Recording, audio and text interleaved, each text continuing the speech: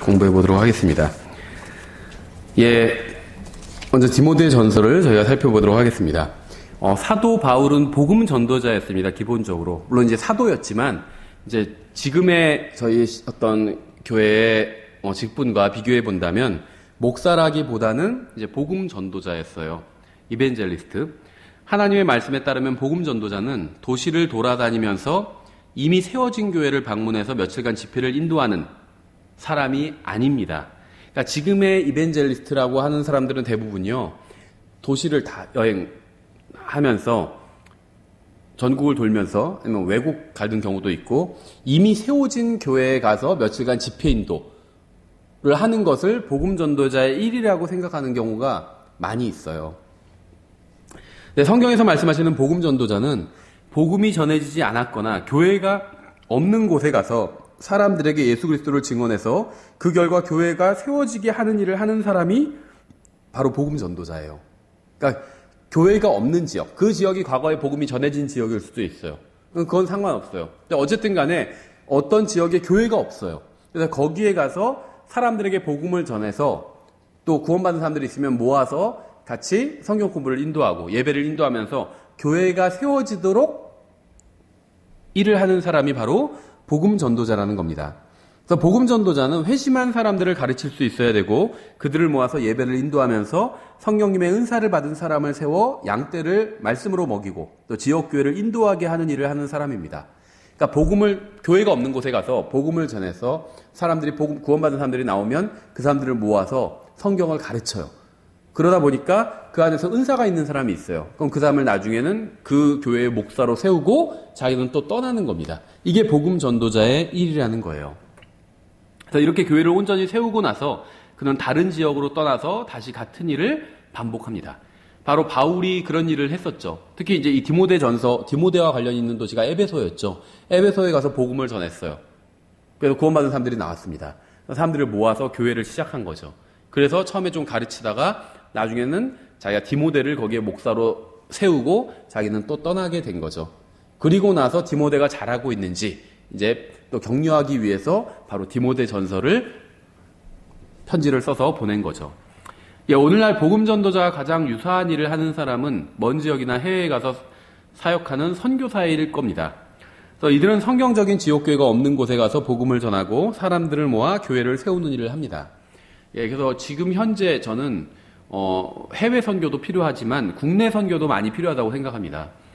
그러니까 복음은 이미 많이 전해졌지만 제대로 된 교회가 없는 지역이 굉장히 많이 있어요.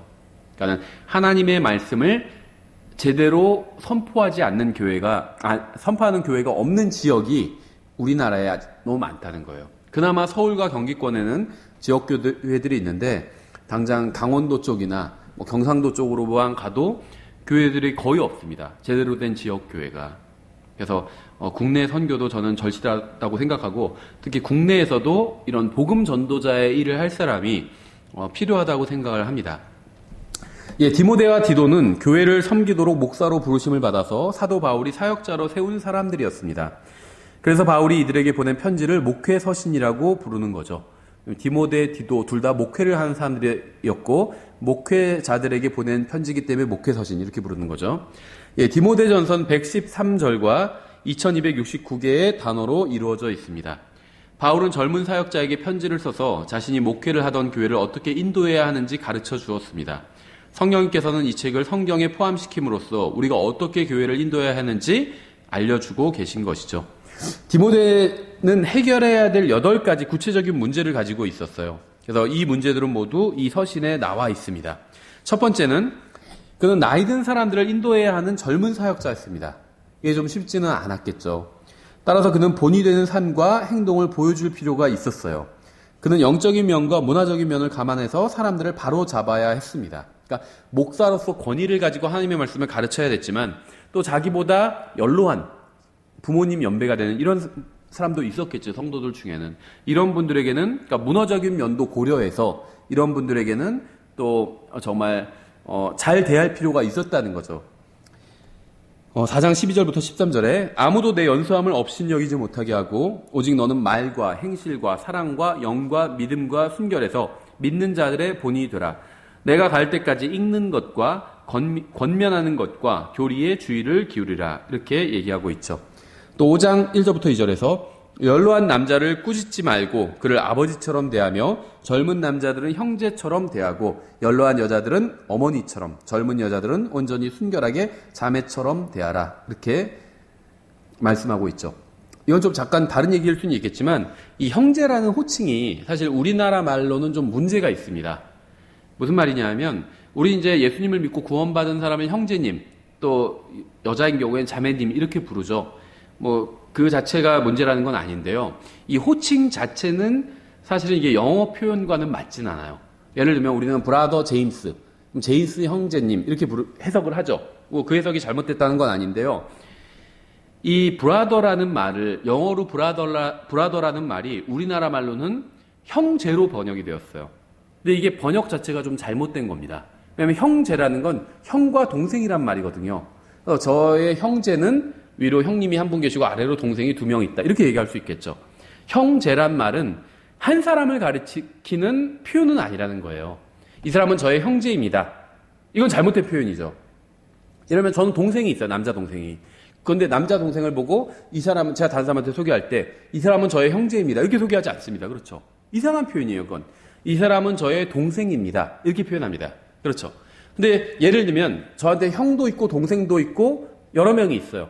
그럼 이 사람들은 저의 형제들입니다. 이렇게 표현할 수는 있어요. 그렇죠. 그러니까 이 형제라는 표현 자체는 단수가 아니라 복수예요. 이것은. 그리고 한 사람을 가리키는 표현은 아니라는 거죠. 근데 우리는 형제님 반갑습니다 하고 그 사람 한 사람을 형제라고 표현한다는 거죠. 그러니까 이건 한국말이 문제가 있는 거예요. 표현이. 그런데 이게 어떤 국어사전에도 등재가 됐다고 하더라고요. 기독교에서 쓰는 독특한 어떤 용어로 등재가 됐대요. 그러니까 좀 잘못된 말이라 할지라도 특정한 종교에서 지속적으로 사용하면 이것이 등재가 되거든요. 국어사전에. 근데 사실은 좀 잘못된 표현이라는 거죠. 그러면 원래 성경의 그 뉘앙스는 어떤 것이냐 하면 나보다 나이가 많은 사람한텐 형님인 거예요. 형님. 나보다 나이가 적은 사람한텐 아웃님인 겁니다. 아웃님. 이렇게. 그 사람을 이제 높여서 불러주는 거죠. 그렇죠. 그래서 조종훈 형제님 이렇게 부르죠. 근데 조종훈 아웃님. 이게 사실 성경의 의미예요. 이 성경에서 나오는 그런 표현의 의미가 저보다 나이 많은 사람한테 박진선 형제님 이렇게 부르지만 박진선 형님. 이거예요. 그러니까 나보다 나이가 많은 사람은 형님이죠. 저보다 나이가 어린 사람은 아웃님이죠. 그 의미예요. 같이 하나님을 아버지로 두고 있습니다. 다 같이 하나님의 자녀인데 이 사람은 나보다 나이가 많아요. 그럼 형님인 거예요. 형제가 아니라 형님인 거예요. 그렇죠. 나보다 나이가 어려요. 그럼 아웃님인 거예요. 그렇죠. 그러니까 한국말로 형제라는 표현은 좀 문제가 있다는 거예요. 그래서 여기서 젊은 사람들은 아웃님처럼 브라더, 동생처럼 대하라는 거예요. 나보다 나이가 많은 사람은 형님처럼 대하라는 겁니다. 가족 간에. 그런 문제가 없다는 거예요. 야, 이 사람이 내 형이다. 이 사람이 내 동생이다. 큰 문제가 없어요. 그러면 그렇죠. 누가 좀 말실수를 해도 막 그런 거 물고 늘어지는 경우가 있잖아요. 그 자매님이 그런 얘기를 했대. 어떻게 그런 얘기를 다 할 수가 있어? 물고 늘어질 때가 있죠. 근데 만약에 그 사람이 내 동생이고 내 형이라면 어떨까요? 감싸주게 되죠. 뭐 그렇게 얘기할 수도 있지. 그렇죠. 형이 얘기하는 거, 동생이 얘기하는 걸 막 끝까지 물고 늘어지지 않잖아요. 나의 어머니가 얘기하신 걸 끝까지 물고 늘어지지 않죠. 그런데 나이 많은 여자는 어머니처럼 대하라는 거예요. 나이 많은 남자는 아버지처럼 대하라는 겁니다. 그러면 교회에 문제가 없어요. 그렇죠. 그렇게 대하라는 거예요. 교회 내에서 인간 관계는 가족처럼 나이가 많으면 형님, 적으면 아우님, 나이가 훨씬 더 많으면 보통 한 20년 가까이 차이가 나면 그러면 아버지처럼 20년 가까이 차이가 나는 여자는 어머니처럼 이렇게 대하면 문제가 없다는 겁니다. 진리를 선포할 줄 안다 하더라도 사랑과 친절한 마음으로 진리를 선포하지 않으면 많은 열매를 맺지 못할 것입니다. 두 번째는 디모데는 외로움에 지쳐서 그만두고 싶은 마음도 있었습니다. 그래서 그는 바울이 그와 함께 에베소에 머물기를 원했어요. 혼자는 너무 외로웠거든요. 바울이 자기의 이제 영적 스승이잖아요. 그래서 바울이 좀 같이 있었으면 좋겠다 이런 생각을 했던 거죠. 1장 3절에 내가 마케도니아로 갈 때 에베소에 여전히 머물 것을 내가 내게 간청하였으나, 그러니까 간청했대요. 디모데가 좀 선생님 좀 같이 있었으면 좋겠어요. 이렇게 간청했겠죠. 이것은 내가 어떤 사람들에게 명하여 그들이 다른 교리를 가르치지 못하게 하며, 이렇게 되어 있죠. 우리가 흔히 그 경험할 수 있듯이 구원받은 사람들 중에 있어도 진정한 교제에 목마를 수 있습니다. 그런 분 많이 봤어요. 뭐 예전 교회에서도 그렇고 지금 교회에서도 그렇고 좀 교제를 나누고 싶은데 교제를 나눌 만한 사람이 없어요. 직접적으로 말씀하시는 분도 있고 말은 안 하지만 딱 눈치를 보니까 그거예요. 교제를 하고 싶은데 교제를 할 사람이 별로 없어요. 그렇죠. 100명인 교회에서도 그렇고 200명인 교회에서 500명인 교회에서도 그런 얘기 하시는 분이 있더라고요. 교제를 하고 싶은데요. 교제를 할 사람이 없어요. 디모데가 딱 그랬던 거예요. 그렇죠. 딱 그랬어요. 그래서 바울이 생각난 거죠. 바울이 있었으면 같이 교제를 나눴을 텐데 이 생각을 했던 겁니다. 디모데는 다른 사람들을 말씀으로 섬기는 것에 지쳤고 자신이 말씀으로 섬김을 받고 힘을 얻고 싶어 했습니다. 세 번째 문제는 디모데는 목회를 소홀히 할 위험에 처해 있었고 자신의 개인적인 영적 상태에 대해서도 소홀하게 되었습니다. 그래서 바울이 4장 11절부터 16절에서 권면을 하고 있죠. 이것들을 명령하고 가르치라. 아무도 내 연소함을 업신여기지 못하게 하고 오직 너는 말과 행실과 사랑과 영과 믿음과 순결에서 믿는 자들의 본이 되라. 내가 갈 때까지 읽는 것과 권면하는 것과 교리에 주의를 기울이라. 내 속에 있는 선물 곧 장로회에서 안수할 때 대언으로 내게 주신 그 선물을 소홀히 여기지 말라. 이것들을 묵상하고 전적으로 그것들에 몰두하여 내가 유익을 얻은 것이 모든 사람에게 나타나게 하라. 내 자신과 교리에 주의를 기울이고 그것들 가운데 거하라. 내가 이것을 행함으로 내 자신과 내 말을 듣는 자들을 구원하리라. 이렇게 얘기하고 있죠. 여기서 말하는 구원은 지오로터의 구원은 아니겠죠. 디모데는 이미 구원받은 사람이거든요. 이것들을 네가 잘하면 네 자신을 구원할 수 있다. 이렇게 얘기를 하고 있는 거죠. 그러니까 어떤 영적 나태함으로부터의 구원이다. 뭐 이런 식으로 볼 수가 있겠죠. 교회는 사역자가 성도들과 많은 시간을 보내게 되면 결코 좋은 성경교사가 될 수 없고 좋은 설교를 할 수도 없다는 사실을 반드시 알아야만 됩니다. 우리는 우리에게 성경을 가르치는 사람은 반드시 하나님과 성경에 많은 시간을 보낼 수 있어야 한다는 사실을 인정해야만 합니다. 말씀의 사역자는 충분히 기도하고 말씀을 묵상할 시간을 가지고 있어야만 합니다. 디모데는 많은 사역으로 인해서 하나님과 보내는 시간을 제대로 갖지 못했습니다. 이것은 그의 사역을 약화시켰어요. 하나님의 말씀을 하룻밤 만에 섭취하고 몇 주 동안 여행하면서 교회들을 섬길 수 있는 사도 바울과 같은 사람은 교회사에서 흔하지 않아요. 그러니까 지역교회 회중은 사역자와 주님과 충분한 시간을 보내도록 배려해 주어야만 합니다. 그래야 좋은 영적 음식을 공급받을 수가 있어요. 제임스 항스 목사님 교회 같은 경우에 30년 됐거든요. 지금 30년이 넘었어요. 그런데 처음 한 10년까지는 제임스 항스 목사님이 다른 일을 했습니다. 다른 직장 생활을 했어요. 그래서 하루에 매일 8시간씩 일하면서 목회를 병행을 했습니다. 거기도 10년간은 굉장히 어려웠거든요, 교회가. 여러 가지 자기네 교회 장소가 없었어요. 그래서 다른 주일마다 다른 장소를 얻어서 이렇게 사용하고 주중에는 그 장소가 뭐 댄스홀로 사용되고 그런 장소를 주일에만 얻어서 예배를 드리고 10년 가까이 그렇게 했다고 들었거든요. 그런데 10년 동안은 다른 직업이 있었어요, 제임스 항스 목사님이. 근데 이제 교회가 10년 정도 되고 사람들도 100명, 100몇십 명 늘어나다 보니까 이제 교회에서 제안을 했어요. 그래서 형제님이 다른 직업을 갖지 말고 우리가 거기서 그 직장에서 받는 만큼의 페이를 줄 테니까 전임 사역자가 되라. 이렇게 제안했을 때 처음엔 거절했다고 합니다. 내가 목회를 하는 이유는 여러분들의 돈으로 내가 먹고 살기 위함이 아니라 내가 당신들에게 하나님의 말씀을 가르치기 위함이다. 그래서 나는 그냥 내가 수고해서 먹고 살겠다. 그리고 내가 지금처럼 똑같이 목회를 하겠다. 이러니까 나중에는 교회에서 그러니까 형제들이 그렇게 얘기를 했다고 합니다. 그러니까는 우리를 위해서 형제가 직장을 그만두었으면 좋겠다. 그래서 직장에서 일하는 하루에 8시간, 그 8시간 일을 하고 집에 와서 다시 성경을 연구해서 교회에서 성경을 가르쳤던 거거든요. 근데 그 8시간 일하지 말고 성경을 더 연구하면 우리들에게 훨씬 성경을 더 잘 가르칠 수 있을 것 아니냐. 그렇게 얘기했다고 해요. 그러니까 굉장히 어떻게 보면 현명한 성도들이었던 거죠.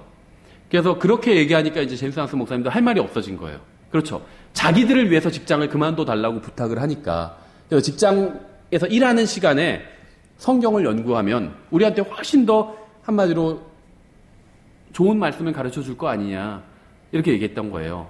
일리가 있죠. 그래서 결국에는 이제 거기에 동의를 하고 다만 제가 존경스러운 부분이 이런 부분이에요. 이렇게 제안을 했다고 합니다. 그러면은 나한테 페이를 주되 교회에서 원래 내가 지금 다른 직장 생활하면서 얻는 만큼의 페이를 준다고 약속을 했던 거거든요, 형제들이. 근데 그렇게 하지 말고 교회에서 이제 형제들이 일을 하잖아요. 다 직장 생활을 하잖아요. 그럼 아르바이트로 하는 형제들도 있겠죠. 근데 아르바이트로 하는 사람 말고 이제 풀타임으로 일하는, 대부분의 사람들은 다 풀타임으로 일을 하죠. 그래서 풀타임으로 일하는 형제들이 중에서 가장 페이가 적은 사람의 페이를 기준으로 나의 페이도 달라, 이렇게 얘기를 했대요. 그래서 그 사람도 월급이 오르면은 자기도 오르는 거죠. 그러니까 교회 형제들 중에서 가장 적게 버는 사람만큼만 달라, 이렇게 얘기를 했다고 합니다. 그래서 그렇게 해서 합의를 봐서 그렇게 페이를 정했다고 그래요. 지금도 그렇게 하는지는 모르겠어요. 그게 이제 초기에, 지금으로부터 한 20년 전의 일인데, 그러니까 그 교회 성도들이 현명했던 거예요. 시간을 제임스 앙스 형제한테 많이 준 거죠. 그래서 당신이 충분히 하나님의 말씀, 하나님과 교제를 나누고 하나님의 말씀을 연구해서 우리에게 가르쳐 달라. 예. 그래서 지역교회 회중은 사역자와 주님과 충분한 시간을 보내도록 배려해 주어야 될 의무가 있습니다. 그래야 좋은 영적 음식을 또 공급받을 수가 있겠죠. 예, 네 번째 문제. 디모데는 서둘러 결정을 내렸는데 특히 교회에서 직분을 세우는 일에 그러했고 그것으로 인해서 몇 가지 문제가 생겼습니다. 부적절한 임명으로 인해서 교회 내에서 분명한 불화와 다툼이 있었어요. 바울은 젊은 사역자에게 교회 내에 리더를 세우는 일을 천천히 하라고 조언을 해주고 있죠. 5장 17절부터 22절에 잘 다스리는 장로들을 2배나 존경할 자로 여기되 특별히 말씀과 교리로 수고하는 자들에게 그리할지니라. 성경 기록이 이르기를 너는 곡식을 밟는 소의 입에 마개를 씌우지 말라 하고 또 일꾼이 자기 품삯을 받는 것이 합당하니라 하느니라. 장로에 대한 고발은 두세 증인 앞에서가 아니면 받지 말라. 죄 짓는 자들을 모든 사람들 앞에서 꾸짖어 다른 사람들도 두려워하게 하라. 이거는 진짜 교회에 대한 지금 많은 말씀을 하고 있는데요. 누군가가 공개적으로 죄를 짓는다면 공개적으로 꾸짖어야 됩니다. 그런데 공개적인 죄가 아니면 개인적으로 가서 꾸짖는 게 훨씬 낫겠죠. 왜냐하면 공개적으로 죄를 꾸짖으면 그 사람이 교회 생활을 하기가 거의 불가능해집니다. 그렇죠. 공개적으로 교회에서 광고 시간에 누구누구 이런 죄를 졌는데 다시는 그렇게 하면 안 됩니다. 그렇게 하면 교회에서 한마디로 쫓아내겠습니다. 이러면 그 사람이 어떻게 교회를 다니겠어요. 그러니까 공개적으로 이미 다 알려졌다면 공개적으로 꾸짖어야 되지만 그렇지 않다면 개인적으로 꾸짖어야 됩니다. 따로 불러서 이렇게 죄를 졌다는 얘기가 있는데 사실입니까? 사실이라고 하면 그렇게 하시면 안 됩니다. 이렇게 개인적으로 꾸짖어야 되겠죠. 예, 내가 하나님과 주 예수 그리스도와 선택받은 천사들 앞에서 내게 명하노니 너는 어떤 것도 편파적으로 행하지 말고 편견 없이 이것들을 준수하라.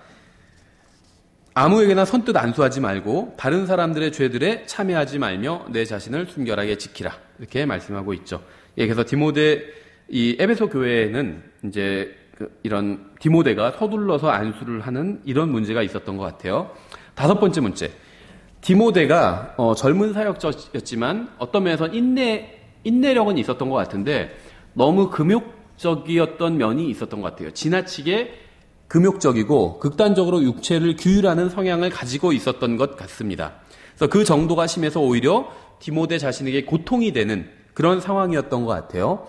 4장 8절에 보면 육체의 훈련은 유익이 적으나 하나님의 성품은 모든 일에 유익하며 현재의 생명과 다가올 생명의 약속을 지니고 있느니라. 5장 23절 더 이상 물만 마시지 말고 내 위장과 자주 있는 병을 위하여 포도즙을 조금 쓰라. 이렇게 말씀하고 있죠. 예, 그래서 설교자들은 아마 이 말씀을 잘 들어두어야 한다고 생각을 합니다. 육체의 훈련은 어느 정도 유익합니다. 유익이 전혀 없는 게 아니에요. 그래서 그리스도인이 무슨 특히 하나님의 사역자가 무슨 육체에 관한 것에 시간을 쓰냐 이렇게 생각할 필요는 없다는 거죠. 유익이 어느 정도 있다고 말씀하고 있어요. 육체의 훈련도 유익이 있습니다. 그렇죠. 병원 침대에 누워 있는 것보다 건강한 몸으로 사역할 수 있다면 사역하는 게 훨씬 낫죠. 그러니까 디모데를 괴롭혔던 어떤 일종의 궤양이랑 경련 이런 것이었을 거라고 생각이 되는데 이런 것들은 초대교회도 지금과 동일한 문제가 있었음을 우리에게 보여주죠. 설교자는 육체의 훈련에만 몰두해서는 안 되지만 헬스클럽 막 몇 개씩 다니고 이럴 필요는 없겠죠. 하지만 그렇다고 해서 이 문제를 또 가볍게 여겨서도 안 되겠죠. 제가 이건 좋지 않은 일이기 때문에 실명을 거론할 수는 없지만 아마 아시는 분들은 아실 수가 있는데 우리나라 분은 아니고 한국에서도 여러 번 집회도 열고 훌륭한 목사님이에요. 훌륭한 사역자인데 책도 쓰고 좋은 책도 쓰고 훌륭한 사역자인데 너무 비대해요. 몸이. 그래서 120, 30km 정도 나가 보이게 굉장히 비대해요. 그러다 보니까 그렇게 비대하면은 딸려오는 그런 어떤 질병들이 있잖아요. 그래서 함께, 벌써 오래전 일이에요. 굉장히 오래전 일인데, 함께 어디를 가는데, 누구네 집에 방문했는데, 5층인데, 이제 빌라요. 20년 전 빌라니까 승강기가 없었어요. 근데 거기를 올라가는데 너무 힘들어 하더라고요.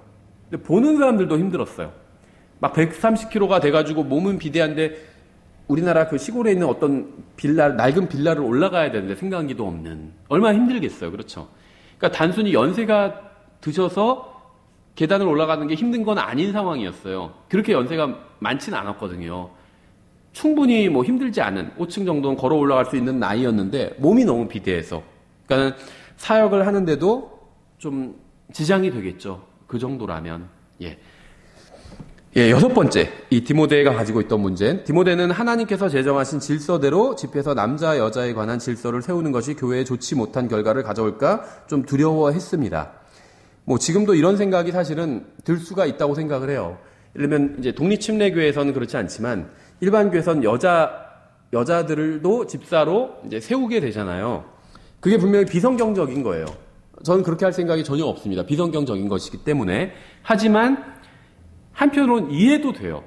일반적으로 교회에 남자보다 여자가 훨씬 더 많거든요. 독립침례교회만 형제가 좀 많은 편인데 일반적인 교회는 여자가 훨씬 더 많이 있어요. 그런데 또 한국 정서상 어떤 직분을 주지 않으면 쉽게 교회를 떠날 수도 있겠죠. 그래서 교회 떠나지 못하게 하고 여러 가지 목적으로 직분을 줘야 돼요. 집사든 뭐든 막 직분을 주는 거죠. 그래서 아마 디모데도 비슷한 생각을 했을 수도 있습니다. 그래서 사도 바울이 어떤 것들을 교회 내에서의 어떤 여자의 위치에 대해서 권면을 하고 있는 것이겠죠. 디모데는 여자들은 자신의 영적 안전을 위해서 교회에서 잠잠하라고 가르치고 또 하나님의 명령대로 전적으로 순종해야 한다고 권면해야만 했습니다. 사도 바울이 그렇게 말하고 있죠. 2장 11절부터 15절. 오직 나는 여자가 가르치거나 남자에게 권위를 행사하는 것을 허락하지 아니하노니 다만 조용할지니라. 이는 아담이 먼저 지어지고 그 뒤에 이브가 지어졌으며 또 아담이 속지 아니하고 여자가 속아 범법 가운데 있었기 때문이라. 그럼에도 불구하고 그들이 맑은 정신으로 믿음과 사랑과 거룩함 가운데 거하면 그녀가 해산함으로 구원을 받으리라. 여기서 말하는 구원도 혼의 구원은 아니겠죠. 다른 어떤 마귀의 지금 문맥은 마귀의 미혹에 관한 거죠. 이브가 뭐 속았다. 마귀가 속이는 것에 관한 문맥이에요. 그래서 어떤 영적인 미혹에 관한, 그러니까 영적으로 잘못 판단하는 것에 관한 문맥입니다. 여기서 말하는 구원이 영적으로 잘못 판단해서 어떤 함정에 빠지게 되는 것, 이런 것으로부터 구원받는다. 이런 문맥이라는 것이지 혼의 그 구원을 말하고 있는 것은 아니죠. 일곱 번째, 그 디모데는 거짓 교사들을 잠잠케 하라는 권고를 받았습니다. 그래서 이것은 디모데 전서 1장 전체의 주제이기도 하죠. 마지막으로 여덟 번째, 디모데는 교회의 여러 가지 문제에 관해서 상담을 해야 될 필요가 있었습니다. 이 문제는 3장과 5장에서 다루고 있죠. 이것은 목사의 책임이기도 했습니다. 그래서 그는 목사로서 교회에서 영적 리더들을 세우고 이제 이를 분담하기 위해서 영적 리더들을 세우고 임명할 책임이 있었죠. 그래서 디모데는 감독들과 집사들로 불리던 리더들을 세워야만 했습니다. 이 감독은 직분의 명칭이고 장로는 그 직분을 받은 개인을 의미해요. 성경에서는. 그래서 감독은 회중의 영적 문제를 지켜보고 집사는 회중의 일상적인 문제를 담당하는 직분입니다. 근데 이제 지금 우리나라의 독립침례교회는 이렇게 실행하는 교회는 없죠. 그냥 목사와 집사 두 가지 직분만 인정하고 감독을 따로 인정하지는 않습니다. 감독이 곧 목사다. 보통 이렇게 주장을 하죠. 근데 어쨌든 간에 성경에서 보면 이 감독은 자격을 요구하고 있어요. 근데 목사는 성경에서 분명히 은사로 나와 있습니다. 이 은사와 자격은 다른 거거든요. 자격이란 건 내가 그 자격을 획득해야지만 감독이나 집사가 될 수 있는데 은사라는 건 이건 하나님께서 그냥 주시는 거예요. 자격과는 별로 상관이 없다는 거죠. 그래서 예를 들면 구약 성경으로 치면 제사장, 감독은 예를 들면 제사장과 같다는 거예요. 제사장은 자격이 있어야 되잖아요. 뭐 레위지파 출신이고 뭐하고 또 장애를 가져서도 안 되고 구약 시대에선 제사장이 되기 위해서 엄격한 자격이 있었다는 거죠. 그런데 대언자들은 자격이 전혀 없었죠. 농부에게도 하나님께서 임하셔서 아모스 같은 사람, 대언자가 될 수가 있었어요. 그래서 하나님의 말씀을 전하는 사람은 구약시대에도 자격이 없었습니다. 하나님의 영이 임하면 돼요. 그래서 하나님께서 말씀을 그 사람에게 주시면 됩니다. 그래서 저는 이 감독과 목사를 분리하는 게 더 성경적이지 않나 이렇게 생각을 합니다. 근데 이제 일반적인 침례교회에서는 이걸 분리하지는 않죠. 어쨌든 간에 그런데 이 감독과 집사의 자격을 직분의 자격에는 반드시라는 의무 조항이 들어가 있어요. 반드시 무엇 해야 된다. 하나의 남편이어야 한다. 이런 의무 조항이 들어가 있죠. 그런데 우리가 그 단어를 보면 이 must, 반드시라는 단어가 요한복음 3장에서도 사용되고 있는데 여기서는 다시 태어나야 된다고 할 때 반드시 다시 태어나야 된다. 이렇게 말씀하고 있죠. 그러니까 다시 태어나도 돼도 다시 태어나도 되고 다시 태어나지 않아도 되고 이런 문제가 아니라 반드시 다시 태어나야 된다는 거죠. 강제 조항이라는 거예요. 그렇게 하지 않으면 큰일 난다는 겁니다. 한마디로. 그러니까 집사도 마찬가지예요. 감독도 마찬가지고 반드시 이래야 된다라는 그 자격이 있다는 거죠. 그러니까 아이가 없는 경우에는 집사나 감독으로 세울 수가 없다는 겁니다. 아이들이 있어야 된다고 하기 때문에. 또 아내가 없는 경우에도 세울 수가 없다는 거예요. 그러니까 아내가 같은 교회를 다니냐 마냐 이런 문제 차원이 아니라 아내가 없는 사람은 감독이나 집사로 세울 수가 없다는 거예요. 반드시 아내가 있어야 된다는 거죠. 반드시라고 말씀하고 있기 때문에. 그래서 누구도 다시 태어나지 않고는 하나님의 왕국에 들어갈 수가 없습니다. 반드시 다시 태어나야만 하나님의 왕국에 들어갈 수가 있죠. 마찬가지로 남자가 감독이나 집사의 직분을 수행하려면 반드시 성경에서 말씀하시는 자격을 갖추어야만 합니다. 단순히 훌륭한 사람이나 회중에서 가장 좋은 사람에게 직분을 주면 문제가 일어나게 됩니다. 그래서 감독과 집사의 직분은 아무에게나 주는 것이 아니라 하나님께서 적당한 사람을 보여주실 때까지 기다려야만 합니다. 집사의 직분에는 8가지 자격이 요구되는데 감독의 직분에는 16가지 자격이 요구된다는 것은 좀 흥미롭죠. 좀 무게가 다르다는 거죠. 디모데는 목사로서 회중에게 믿음의 본을 보여주어야만 했습니다. 물론 모든 믿는 사람들은 다른 사람들에게 믿음의 본을 보여줘야 될 책임이 있죠. 우리가 따라야 하는 믿음의 본은 4장 12절부터 16절에 자세히 나와 있어요. 먼저 12절을 보면 삶에 있어서 믿음의 본을 보여주어야 됩니다. 12절 아무도 내 연수함을 업신여기지 못하게 하고 오직 너는 말과 행실과 사랑과 영과 믿음과 순결에서 믿는 자들의 본이 되라. 이렇게 말씀하고 있죠. 또 가르침에 있어서도 본이 되어야 됩니다. 13절이죠. 내가 갈 때까지 읽는 것과 권면하는 것과 교리에 주의를 기울이라. 이렇게 말씀하고 있어요. 읽는 것에 있어서도 본을 보여줘야 됩니다. 성경에서 보면 이 읽는 것이 항상 특별한 의미를 가지고 있어요. 누가복음 4장 16절에 그분께서 자기가 자라난 나사렛에 가사 자기의 관례대로 안식일에 회당에 들어가 읽으려고 서시니 예수님께서도 읽으셨죠, 성경을. 또 사도행전 13장 15절에서 율법과 대언자들의 글을 낭독한 뒤에 회당의 치리자들이 그들에게 사람을 보내어 이르되 사람들아 형제들아 너희가 백성을 위해 권면할 말이 있으면 하라 하니 하나님의 말씀을 먼저 낭독하고 나서 권면해야 된다는 거죠. 우리가 영적으로도 충분히 적용할 수 있겠죠. 내가 먼저 하나님의 말씀을 충분히 읽고 섭취하고 나서 다른 사람에게 권면할 수가 있겠죠. 그래서 권면하는 것에 있어서도 본을 보이라고 말씀하고 있어요. 근데 이것은 이제 일종의 설교라고 보시면 됩니다. 여기서 말하는 권면하는 것은. 그 다음에 이제 교리를 가르치는 것에 있어서도 또 본을 보여라. 이렇게 말씀하고 있죠. 디모데가 사역자이기 때문에 이제 이러한 이야기를 바울이 하고 있는 거죠. 또 인내에 있어서도 본이 되어야 된다고 말씀하고 있어요. 15절부터 16절이죠. 이것들을 묵상하고 전적으로 그것들에 몰두하여 내가 유익을 얻은 것이 모든 사람에게 나타나게 하라. 내 자신과 교리에 주의를 기울이고 그것들 가운데 거하라. 내가 이것을 행함으로 내 자신과 내 말을 듣는 자들을 구원하리라. 진리를 묵상하는 데 있어서 본이 되어야 되고 임무를 완수하는 데 있어서도 본이 되어야 되고 건전한 교리를 가르치는 데 있어서도 본이 되어야 합니다. 근데 다 이것들은 인내가 필요한 것 같아요. 저는 요즘 저희가 이제 야고보서 강의를 하고 있는데 그리스도인들에게 시험이 없을 수 없잖아요. 그리고 우리가 시험을 잘 견뎌내면 주님께서는 또 우리에게 보상을 주시겠다 이렇게 말씀하고 있잖아요. 그런데 모든 보상의 상급의 전제가 되는 것이 항상 인내인 것 같습니다. 인내. 근데 그럴 수밖에 없는 것 같아요. 모든 사역의 전제가 되는 것도 인내인 것 같아요. 인내. 그렇죠. 이 사역이라는 게 하나님의 말씀을 통해서 사람들을 바르게 세워주는 거거든요. 근데 이게 하루아침에 되지 않아요. 하루아침에 그렇게 되지 않아요. 시간이 필요하다는 거죠.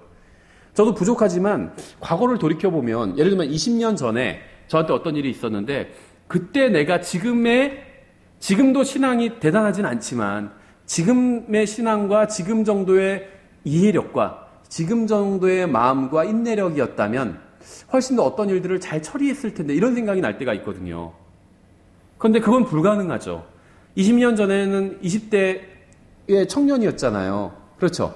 지금 40대와 인대가 동일할 수는 없다는 거죠. 다를 수밖에 없다는 겁니다. 그렇죠. 그러니까 우리가 사역을 할 땐 인내가 필요해요. 사람들을 다루는 일이기 때문에. 이 사역이란 건 사람들을 하나님 앞에서 바르게 세우는 일이기 때문에 한순간에 사람이 나아지지 않는다. 저도 지금의 모습도 대단하지도 않지만 이렇게 되기까지가 거의 예수님 믿고 나서 30년 가까이 걸린 거예요. 다른 사람도 마찬가지라는 거예요. 오래 걸릴 수밖에 없어요, 사람은. 그래서 우리가 기다려주고 참아주고 해야 된다는 거예요. 아이들을 키워보신 분들은 잘 아실 거예요. 그렇죠. 벌써 예를 들면 대소변 가리는데도 몇 년이 필요하잖아요. 태어나자마자 가리는 애는 없어요. 몇 년이 필요해요. 그렇죠. 유치원 정도 돼야 이제 좀 대소변도 좀 가리기 시작하죠. 마찬가지로 다른 것들도 마찬가지예요. 다 사람을 양육하는 일에는 인내가 필요하다는 겁니다.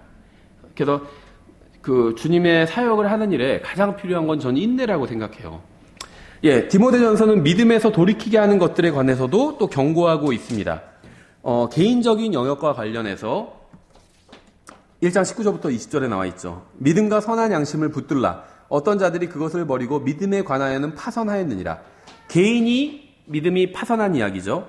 그 중에 후메네와 알렉산더가 있는데 내가 그들을 사탄에게 넘겨준 것은 그들이 배워서 신성 모독하지 못하게 하려 함이라. 여기서 사탄에게 넘겨줬다고 하니까 이게 무슨 말이냐 하는 분들이 있는데요. 그냥 교회에서 출교했다는 거예요. 교회에서. 생각해 보세요. 우리가 다른 사람을 사탄에게 어떻게 넘겨줄 수가 있죠? 사탄을 불러서 자 여기 이 사람들 데리고 가시오 이렇게 할 수가 없잖아요. 그렇죠? 지극히 영적인 표현이에요. 교회에서 내보냈다는 겁니다. 그 이상을 의미하지 않아요. 절대로. 예, 양심에 관한 문제를 가볍게 여기다가 간증을 완전히 잃은 사람들이 있죠. 그러니까 개인적인 영역에 있어서 이렇게 믿음에서 파선해버린 거죠. 두 번째는 교회의 영역에서도 믿음에서 파선할 수가 있습니다. 4장 1절부터 4절이죠. 이제 성령께서 분명히 말씀하시기를 마지막 때에 어떤 사람들이 믿음에서 떠나 유혹하는 영들과 이제 개인이 아니라 어떤 사람들이죠. 유혹하는 영들과 마귀들의 교리들의 주의를 기울이라 하시는데 이들은 위선으로 거짓말을 하며 자기 양심을 뜨거운 인두로 지진 자들이라. 이들이 혼인을 금하고 음식물을 삼가라고 명령할 터이나 음식물은 하나님께서 창조하사 진리를 믿고 아는 자들이 감사함으로 받게 하셨느니라. 그러니까요, 음식을 먹을 때 그냥 감사합니다 하고 먹으면 됩니다. 저도 식사 기도는 아주 간단하게 해요. 항상 감사히 먹겠습니다. 이렇게 하고 그걸로 끝이거든요. 거의 다른 내용 거의 들어가지 않아요. 감사함으로 먹으면 된다고 했어요. 그렇죠. 우리가 독국물 마시는 게 아닌 이상은 음식에 너무 예민할 필요가 없는 것 같아요. 어떤 거 예민하게 음식 꼼꼼하게 식재료 따지시는 분들 있잖아요. 저는 그걸 굳이 비판할 생각은 없습니다. 하지만 꼭 그래야 하는가 이런 생각은 들더라고요. 그거 먹는다고 그래서 몇 년 더 살 수 있을까 이런 생각 들어요. 그냥 감사함으로 먹으면 돼요. 하나님의 모든 창조물은 선하고 감사함으로 받으면 거부할 것이 하나도 없나니. 하나도 없대요. 하나님의 모든 창조물. 고기 하나님의 창조물이죠. 식물들 다 하나님의 창조물이죠. 감사함으로 받으면 거부할 것이 하나도 없대요. 하나도 없어요. 그렇죠. 예, 마귀의 교리로 사람들을 미혹하는 자들이 있죠. 예, 그 다음에 가정의 영역과 관련해서 파선한 자들이 있어요. 5장 8절. 그러나 누가 자기 친족, 특히 자기 집 사람들을 부양하지 아니하면 그는 믿음을 부인한 자요 불신자보다 나쁜 자니라. 이렇게 말씀하고 있죠. 또 자신을 전혀 일하려 하지 않고 다른 사람의 수고로 먹고 살려고 하는 것은 그런 게으른 자들도 있다는 거 경고하고 있는 거죠. 또 사회의 영역과 관련해서 파선한 사람들도 있어요. 5장 13절. 또한 그들은 게으르게 지내는 것을 배워 집에서 집으로 돌아다니고 게으를 뿐 아니라 수다쟁이와 참견하기 좋아하는 자가 되어 자기들이 마땅히 말하지 말아야 할 것들을 말하는, 마땅히 말하지 말아야 될 것들이 무엇이 있을까요? 많이 있겠죠. 자기 일이 아닌 거예요. 남의 일에 간섭해서 왜 그랬대? 왜 그런 말 했대? 왜 그렇게 했대? 그런 거 간섭하는 사람들이 있어요. 그렇죠. 집집마다 돌아다니면서 육신적인 험담만 하는 사람들이 있습니다. 이러한 사람들도 믿음에 있어서는 파선한 거예요. 인간관계에 있어서 파선한 거예요. 그렇죠. 다음에 사업의 영역과 관련해서 파선한 사람들도 있어요. 6장 9절부터 10절에 돈을 사랑함이 모든 악의 뿌리이니 어떤 자들이 돈을 탐내다가 믿음에서 떠나 잘못하고 많은 고통으로 자기를 찔러 꿰뚫었도다. 그러나 오 하나님의 사람아 넌 이것들을 피하고 의와 하나님의 성품과 믿음과 사랑과 인내와 온유를 추구하라. 그러니까 돈을 사랑하는 것과 반대가 되는 것이 바로 이런 것들이죠. 의와 하나님의 성품과 믿음과 사랑과 인내, 온유 이런 것들을 우리가 추구해야 되고 돈을 추구하면 안 된다 이런 거죠. 돈을 사용하면 안 된다 이런 것이 아닙니다. 그렇죠. 돈을 사랑하지 말라고 그랬지 사용하지 말라고 하진 않았죠. 그래서 부자가 되려고 하는 마음과 돈을 사랑하는 마음은 하나님의 사람이 하나님을 떠나 만몬을 섬기게 합니다. 그러니까 사람의 믿음을 파손시키는 게 바로 이 돈을 사랑하는 마음이라는 거예요. 또 이제 지적 영역과 관련해서 파손하는 사람들이 있어요. 6장 20절이죠. 오 디모데야, 속되고 헛된 말장난과 또 거짓으로 과학이라 불리는 것의 반론들을 피하며 내게 맡긴 것들을 지키라. 그러니까 하나님의 말씀을 거부하고 나중에 거짓으로 드러나게 될 과학의 이론들만을 추구하는 자들도 있습니다. 이 사람들도 믿음에 있어서는 파손해 버린 것이죠.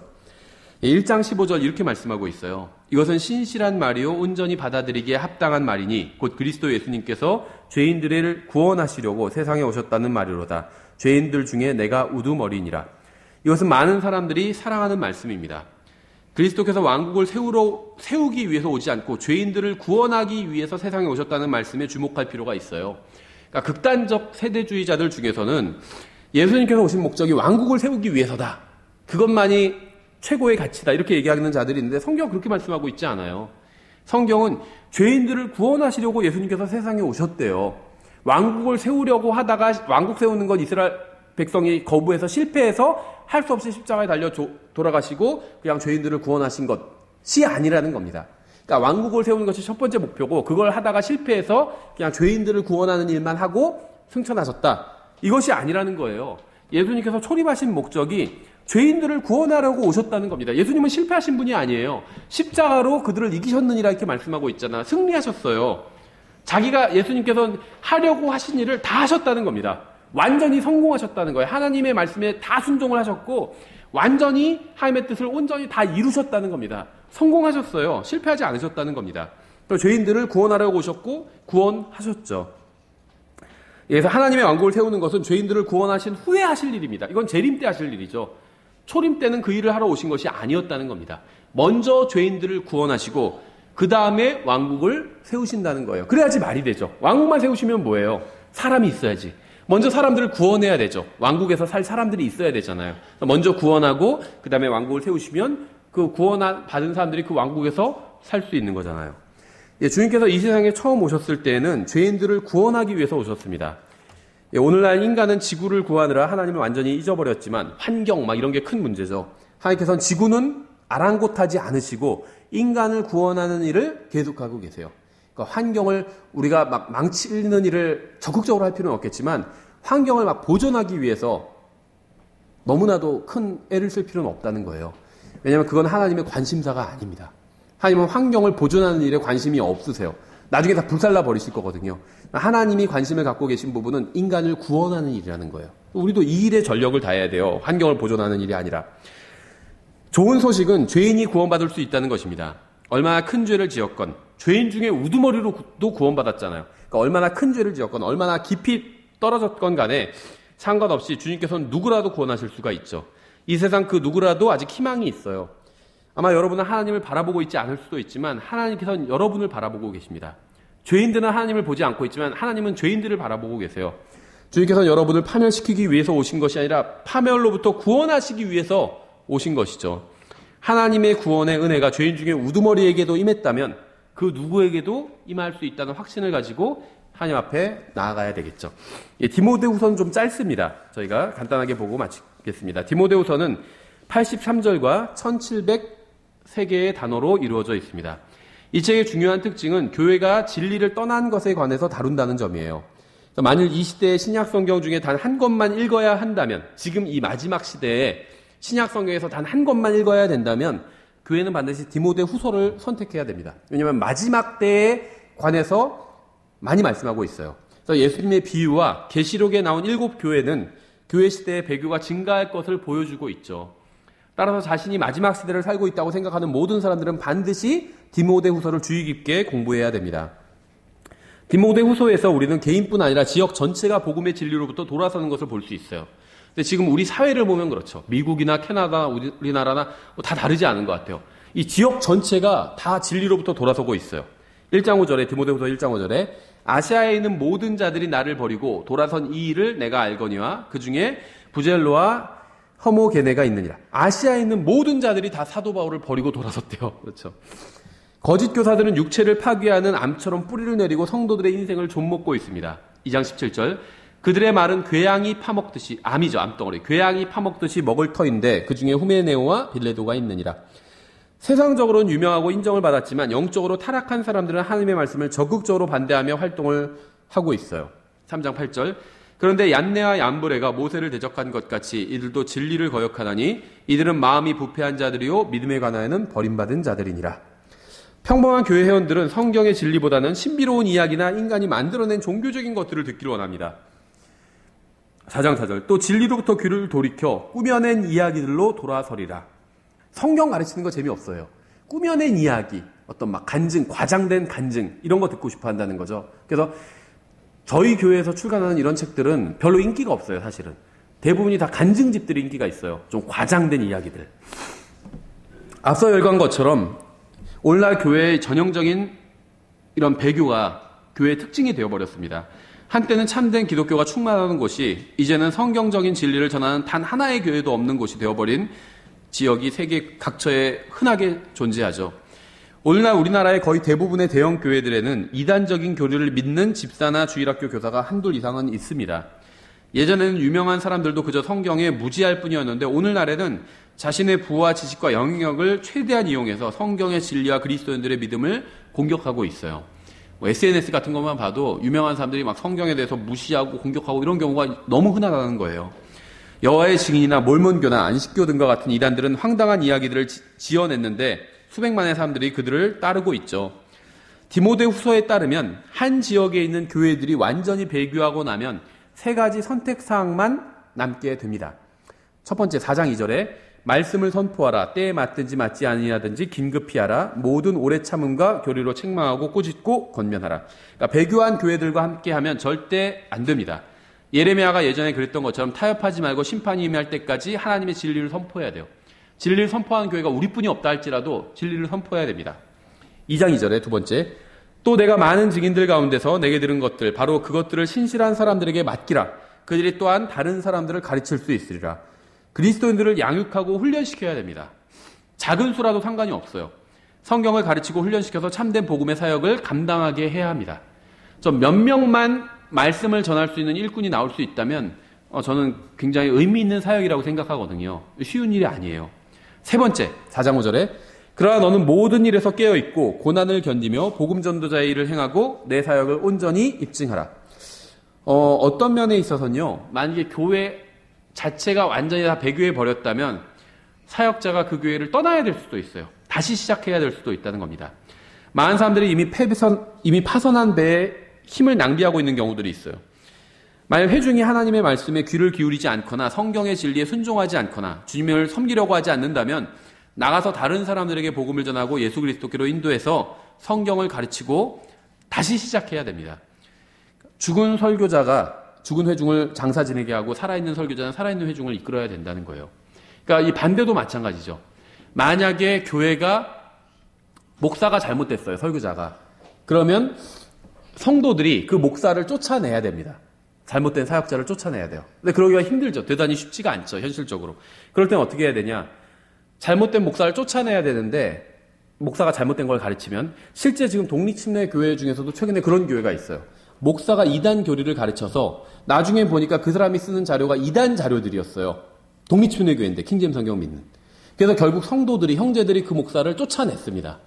그런데 이쪽 저기 성남에서 다시 목회를 그분이 시작했다고 하더라고요. 있어요. 그런 교회가. 그러니까 그건 성도들이 전 대단하다고 생각해요. 목사를 쫓아내기는 사실 대단히 어렵거든요. 쫓아낸 거예요. 근데 쫓아낼 수 없다면 성도가 떠나야 돼요. 내 개인이.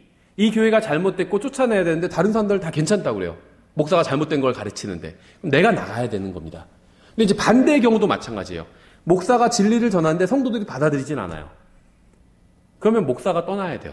다시 사역을 시작해야 된다는 겁니다. 양쪽 다 다른 길을 가야 된다는 거죠. 그래서 디모데후서에서 우리는 마지막 때에 관한 경고를 받고 있습니다. 3장 1절에 또한 이것을 알라. 즉 마지막 날들의 위험한 때가 이르리라. 4장 3절에 때가 이르르니 그들이 건전한 교리를 견디지 못하며 귀가 가려워 자기 욕심대로 자기를 위해 선생들을 쌓아두고 이렇게 말씀하고 있죠. 디모데후서의 핵심 단어는 이 하나님의라는 단어예요. 그러니까 of God, 하나님의 무엇 이런 것이 핵심 단어라는 거죠. 1장 1절에서 하나님의 뜻이 나오죠. 하나님의 뜻으로 말미암아 그리스도 예수님 안에 있는 생명의 약속에 따라 예수 그리스도의 사도가 된 바울은 1장 6절에 보면 하나님의 선물이 나와요. 그러므로 내가 안수함으로 내 속에 있게 된 하나님의 선물을 내가 불붙이게 하려고 너로 하여금 기억하게 하노니. 또 1장 8절에 보면 하나님의 권능이 나옵니다. 그러므로 너는 우리 주의 증언과 그분의 갇힌 자 된 나를 부끄러워하지 말고 오직 하나님의 권능에 따라 복음의 고난에 참여하는 자가 되라. 2장 9절에 하나님의 말씀이 나와요. 이 복음으로 인하여 내가 악을 행하는 자처럼 매이는 데까지 고난을 당하나 하나님의 말씀은 매이지 아니하느니라. 또 2장 19절에 보면 하나님의 기초가 나와요. 그럼에도 불구하고 하나님의 기초는 확고히 서 있고 거기에는 주께서 자신의 백성인 자들을 아시느니라 하며 또 그리스도의 이름을 부르는 자마다 불법에서 떠날지어다 하는 글이 담긴 이 봉인이 있느니라. 여섯 번째는 3장 4절에서 하나님을 사랑함이 나옵니다. 배신하며 고집이 세며 높은 마음을 품으며 하나님을 사랑하기를 하나님을 사랑하기보다 쾌락들을 더 사랑하며. 우리나라 말로는 하나님을 사랑함인데 이 오브가 영어로는 이 목적격도 되고 소유격도 되죠. 일곱 번째는 3장 16절에서 하나님의 영감이 나와요. 모든 성경 기록은 하나님의 영감으로 주신 것으로 교리와 책망과 바로잡음과 의로 교육하기에 유익하니. 마지막으로 여덟 번째 3장 17절에서 하나님의 사람이 나옵니다. 이것은 하나님의 사람이 완전하게 되어 모든 선한 일에 철저히 갖추어지게 하려 합니다. 이렇게 말씀하고 있죠. 2장에 나온 믿는 자들의 이름은 다음과 같습니다. 여러 가지로 부르고 있어요. 그러니까 예수님을 믿고 구원받은 사람을 디모데후서 2장에서는 여러 가지로 부르고 있죠. 1절에서 아들이라고 부르고 있고 2절에선 신실한 사람들이라고 부르고 있고 4절에선 군사라고 부르고 있고 6절에선 농부라고 부르고 있어요. 또 10절에서 선택받은 자들이라고 부르고 있고 15절에선 일꾼이라고 부르고 있고 21절에선 그릇이라고 부르고 있고 24절에선 종이라고 부르고 있습니다. 그래서 이것들이 다 우리들 믿는 사람들을 부르는 또 다른 이름이라고 볼 수가 있겠죠. 디모데후서에서 좋아하는 구절을 꼽는다면 여러 가지를 줄 수 있는데 2장 7절 내가 말하는 것을 깊이 생각하라. 주께서 모든 일에서 내게 깨달음을 주시기 원하노라. 정말 그랬으면 좋겠어요. 성도들에게 깨달음을 주신다면 더 바랄 게 없을 것 같아요. 또 3장 7절 항상 배우나 결코 진리를 아는 데 이르지 못하느니라. 배웠으면 성장해 나가야 되는데 그러지 못하는 사람들이 너무나도 많이 있죠. 또 3장 15절 또 어린아이 때부터 내가 거룩한 성경 기록들을 알았나니 그것들은 능히 너를 지혜롭게 하여 그리스도 예수님 안에 있는 믿음을 통해 구원에 이르게 하느니라. 이 구절들은 어린아이라도 하나님의 말씀을 통해서 진리를 알 수 있고 구원받을 수 있다고 가르치고 있습니다. 또한 우리는 이 구절들을 통해서 사람이 사실을 배우고 지식을 쌓아도 진리를 붙드는 데는 실패할 수 있다는 것도 배울 수가 있어요. 따라서 우리는 성경을 읽을 때 우리가 읽은 것을 이해할 수 있도록 하나님께 도움을 구해야 됩니다. 주님께서는 교만한 자에게는 진리를 보여주지 않으시지만 어린 아이들에게는 보여주세요. 그렇죠? 예수님께서 그러셨잖아요. 어린 아이들에게 이것들을 계시해 주신다고 말씀하고 있죠. 따라서 우리는 어린 아이같이 단순한 믿음과 겸손한 마음으로 성경의 저자에게 지혜를 구해야 되겠죠. 그래서 디모데 전서와 후서를 저희가 간단하게 살펴봤습니다. 저희